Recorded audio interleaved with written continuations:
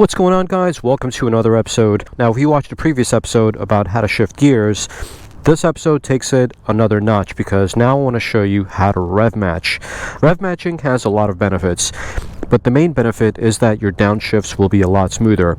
So with that said, let's get on the bike and I'll show you guys how it works in a slow speed environment such as the parking lot I'm in right now. And then after we learn the basic mechanics of how to rev match, we're going to get on the road in a higher speed environment where we're doing some good speeds, and I'll show you how to downshift and rev match at the same time while you're higher up in the gears. Of course, this video assumes that you already know how to shift and ride a motorcycle.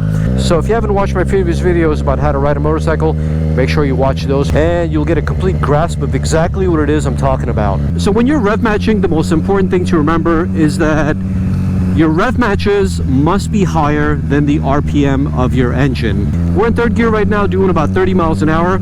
And I'm somewhere around 4,000 RPM, but I'm gonna shift down and rev match. And the way you rev match is holding the clutch to disengage the transmission while you give it some gas. There you go. That was a very smooth one. Slowing down. Now I'm into first gear. So let's try that once again, except this time I'm not gonna rev match, and I want you to see exactly what happens. Now I'm into third gear, and I'm doing about 30 miles an hour, similar speed than before, but I'm not going to rev match. So going into second, watch. Now if you notice what happened, the RPM of the engine went up, but my transmission RPM was not able to catch up with the engine RPM. And the reason why you want to rev match is because you want both of them to be in sync or similar RPMs. The most important thing to remember is that when you're holding your clutch, you have to rev it at the same time. Alright, so I think now it's time for us to take this into higher speed environments such as the street and try it out once again. Holding the clutch, giving it a bit of revs, smoothly into second, smoothly into first. Now you see how that was really smooth? The faster you're going, the more revs you're going to have to give it. So if you're going slower, your engine RPM is less as well, and so it needs less revs in order for the transmission and the engine to be in sync. While maintaining the same speed as the car in front of me, I'm going to go down into fourth gear. But because the revs are already low, I don't need as much rev matching as I did before. So as you ride your bike, continue to practice this, and depending on how fast you're going, obviously if you're in a track environment, you're going to need more revs.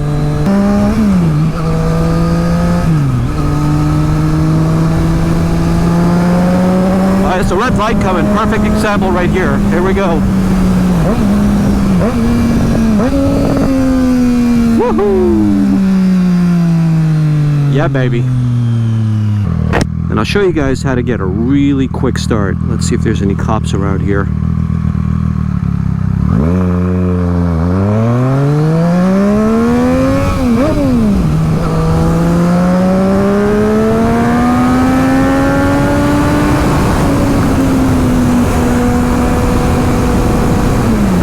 Woohoo! There's a red light. Normally I hate red lights, but for this demonstration I really like it a lot. Clutch, rev, clutch, rev, clutch, rev. Now I'm in first gear. Let's make a nice little U-turn here and go back up.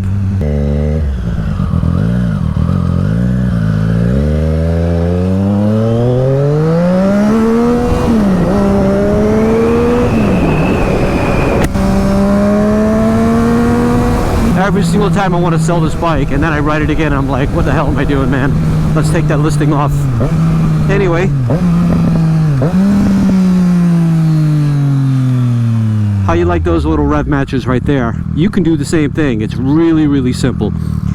The key to remember is match your transmission RPM along with your engine RPM. That's all you got to remember. And do not look at your RPM. You got to hear it. If you're looking at your dash and doing it, you're doing it wrong. Stay focused, look straight ahead. When I'm shifting up or down, I don't look at my screen, and you shouldn't either. Now, in case you're wondering, this bike does have quick up and down, but for this demonstration, I've turned it off. Should be obvious to you, but if it's not, now you know. Now, sometimes in situations like this where you're doing low speeds, rev matching really doesn't make sense because your RPMs are already low, and if you do it, it may or may not give you the kind of benefit that you think it might. But rev matching is primarily done when you're going at a higher rate of speed. I would probably do it after you hit 30 miles an hour or above. But anything lower than 20 miles an hour, it may not be very beneficial.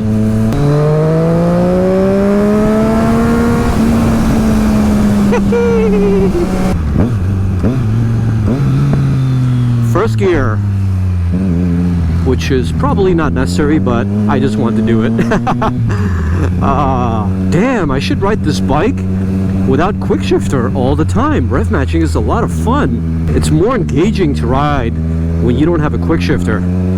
I might have to do this from now on because this is a lot of fun. A few moments later. Anyway, guys, that was a really quick video I just wanted to put together for you guys because some of you wanted to know how to rev match, and plus it builds up on top of the video that I made on how to ride your motorcycle and how to shift for the first time. So with all these tips, you should be a pro by now. If you have any questions or you have any video ideas for me, leave a comment down below, and I'll catch you guys on the next episode. Peace.